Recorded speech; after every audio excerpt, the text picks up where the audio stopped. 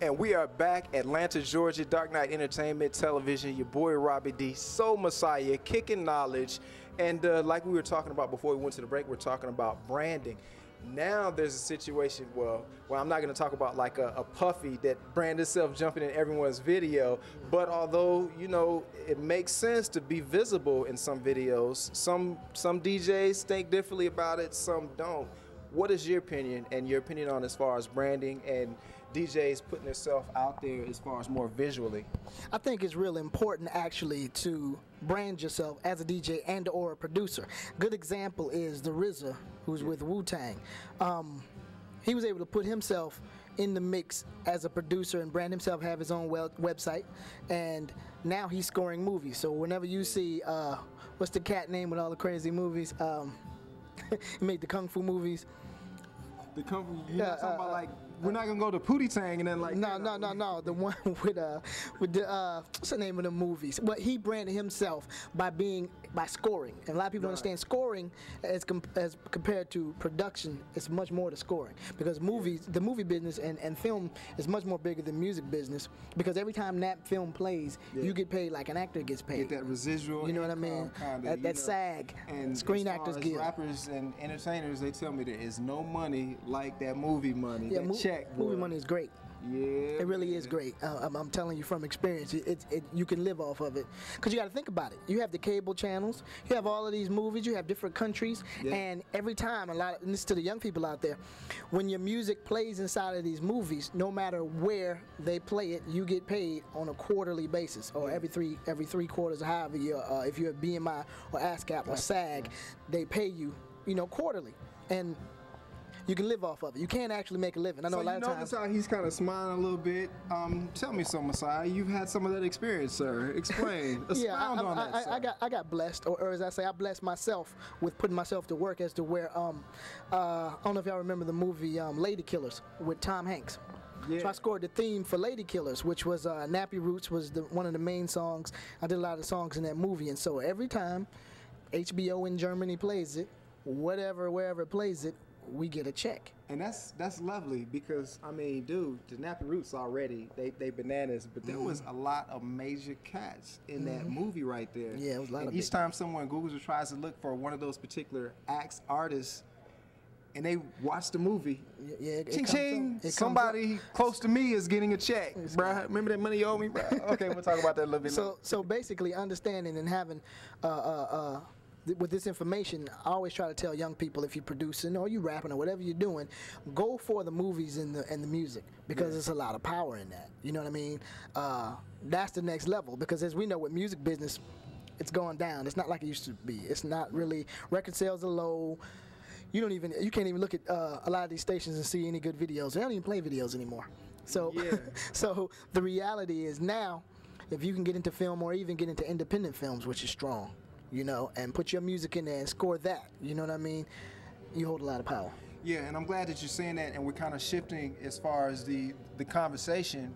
But with saying that, I want to talk about as far as reinventing yourself, and that's real important too. What is your opinion on reinventing yourself? You kind of touch bases on a few things as far as musical scores and things of that nature.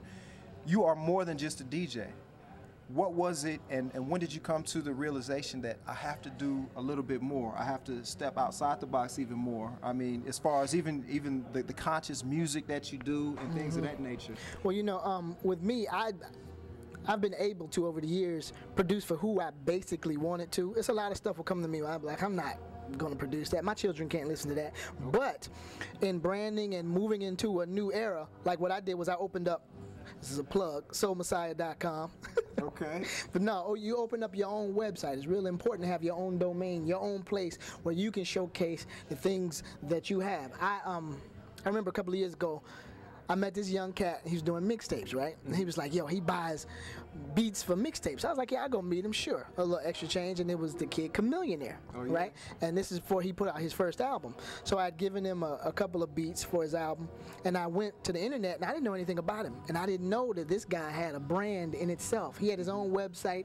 He had followers. He had all his mixtapes and clothing and merchandise that he sold, and he was one of the people that helped me to understand you have to set your own thing up, have your own brand, and have your own clothing, have your own line, and whatever it is. And I remember he called back and said he wanted 2 songs, and the 2 songs I did was a song called Picture Perfect with Bun B and a song called Rain with Scarface, which I always wanted to work with these 2 cats. Yeah. So I was able to, and that came out, you know, that album went, it did really well. You know what I mean? He really blew up. And then I watched him, and I watched how he held his power on the internet. Even when he signed with the labels, he was able to keep his branding and keep his website. And still to this day, he's able to come into a place like Criminal Records and sell his CD. You know what I mean?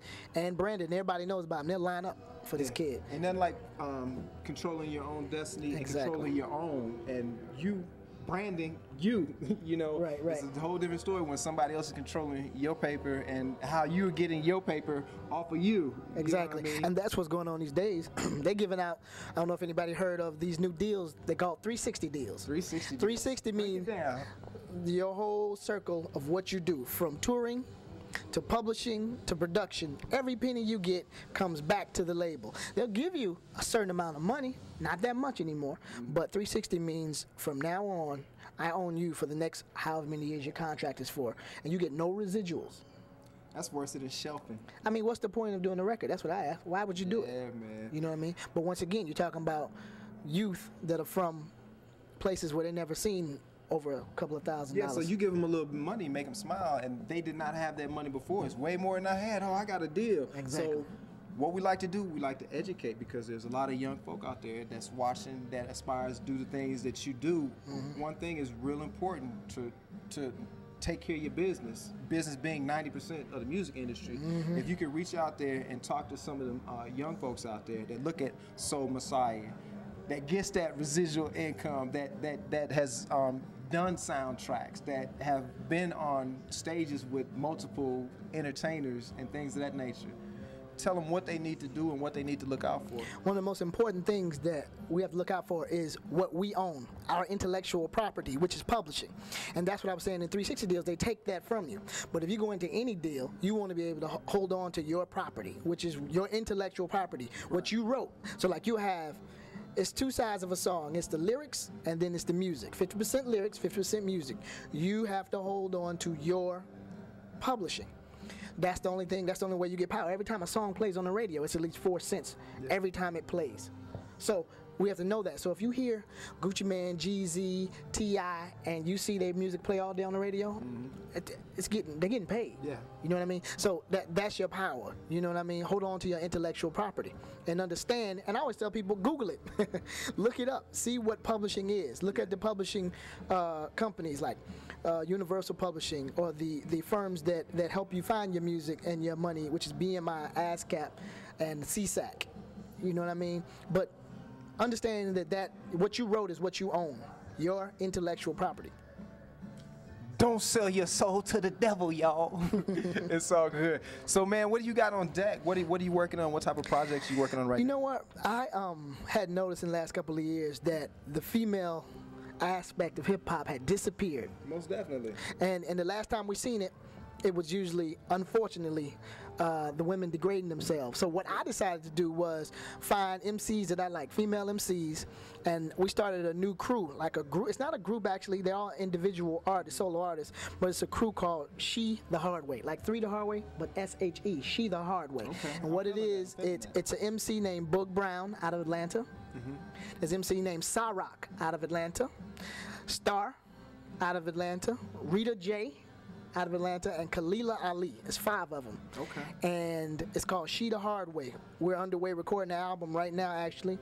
And the first single is called Breakdown. And it's gonna be crazy. And they'll be able, actually, if you go to soulmessiah.com in the next couple of days, you'll be able to. I was about to say, didn't you already do anything with any of these artists already? I did a little bit. Some of them are on a lot of my projects that I put out. But this one, She the Hard Way, is gonna be an all-female hip-hop album. Man, that sounds hot and ridiculous already, it's gonna be nice, man. Tell them where they can reach out and get some of that information. You can get it at soulmessiah.com. That's SOLMESSIAH.com. And you can catch all that. Yeah, She the Hard Way. Food, clothing, and hip-hop, man. Doing it. Say it again. Food, clothing. Food, clothing, and hip-hop. Yep. That's what it is, man. Indeed. You got anything you want to say before we fade to black? Hey, man, knowledge is power. That's it.